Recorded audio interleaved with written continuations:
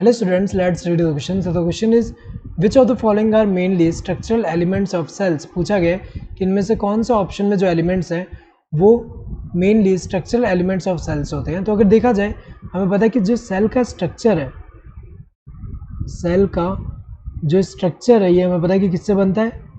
ये अगर हम देखें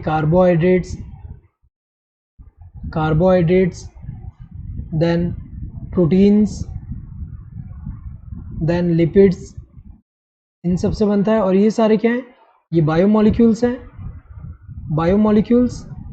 और जो बायोमोलिक्यूल्स होते हैं ये हमें पता है कि जो बायोमोलिक्यूल्स हैं इनका कंपोनेंट ऑफ बायोमोलिक्यूल्स जो होते हैं वो मेनली कौन से एलिमेंट होंगे, जैसे कार्बन, हाइड्रोजन, ऑक्सीजन, नाइट्रोजन, ये सब होते हैं. तो अगर देखा जाए यहाँ पे, इसीलिए ये जो है ये कंपोनेंट ऑफ बायोमोलिक्यूल्स है और हमें पता है कि बायोमोलिक्यूल ही स्ट्रक्चर बना रहा है सेल का, इसलिए हम इसको स्ट्रक्चरल एलिमेंट्स ऑफ सेल बोलते हैं. तो अगर देखा जाए कार्बन तो है, हाइड्रोजन भी है, फॉस्फोरस भी अगर हम देखें कुछ जगह पे जो स्ट्रक्चरल कंपोनेंट फॉर्म करता है, लेकिन कॉपर नहीं, ये तो इनकरेक्ट हुआ.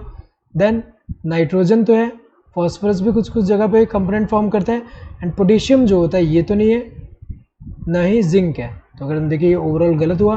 Calcium, oxygen and potassium, calcium अगर हम देखें कुछ जगह पे जो स्ट्रक्चरल कंपोनेंट फॉर्म करता है, ऑक्सीजन भी है, लेकिन यहाँ पे अगर हम देखें जो पोटेशियम है ये नहीं है, तो ये तो इनकरेक्ट होगा पूरा. Carbon, hydrogen, oxygen and nitrogen, तो अगर देखा जाए ये करेक्ट आंसर होगा, क्योंकि ये सारे जो है ये mainly structural elements of cells जो है वो फॉर्म करते हैं. Correct answer would be this fourth one. Hope you understood the question. Thank you and all the best.